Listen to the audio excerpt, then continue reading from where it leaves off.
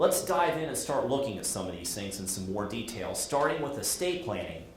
And let's look at common estate plans that most folks tend to have. Hate to say it, but a very common plan is no plan at all. There's plans involving wills.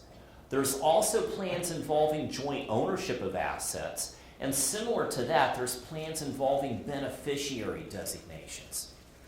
Next, gifting is a very common estate plan that a lot of folks follow. And then finally, the last common form of estate planning we're going to examine here tonight involves living trusts. So, let's dive in and start looking at these one by one, beginning with the no estate plan option. Sometimes we refer to this as the I love you plan. Because since there's nothing in writing, all it consists of are the best intentions and good hopes that things will turn out okay. And I was reading a newspaper article earlier today, and I find this hard to believe, but we all know everything in the newspapers is true.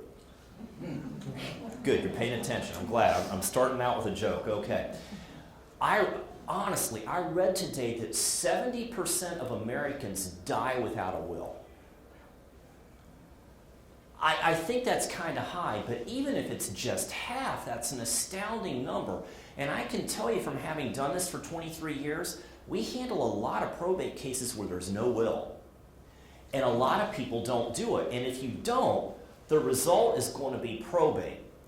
Here's why. When you die, if you own assets in just your name alone, and you don't have any other set of instructions that says what's to happen with that asset, it's going to end up going through probate.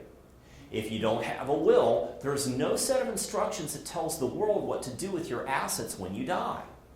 As a result, probate court has to intervene to serve as a neutral kind of umpire to make sure your creditors get treated fairly and that your family gets treated fairly.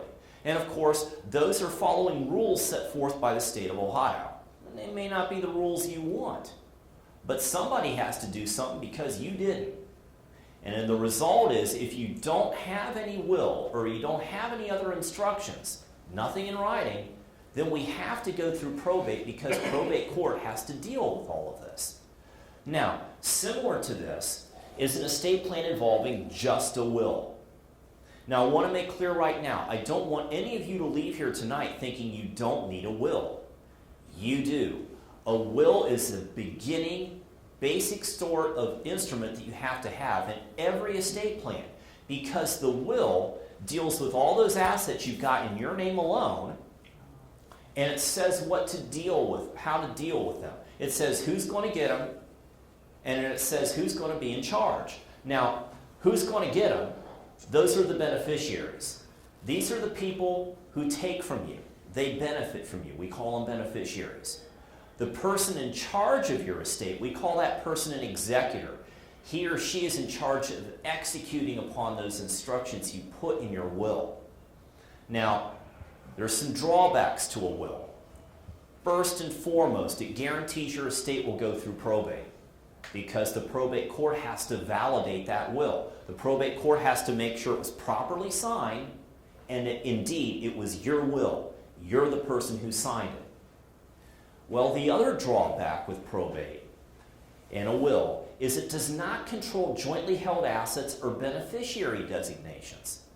A lot of wealth that people own is never controlled by their will, and you need to understand this dynamic because it can go wrong. It can go terribly wrong, and it can end up disinheriting someone you love.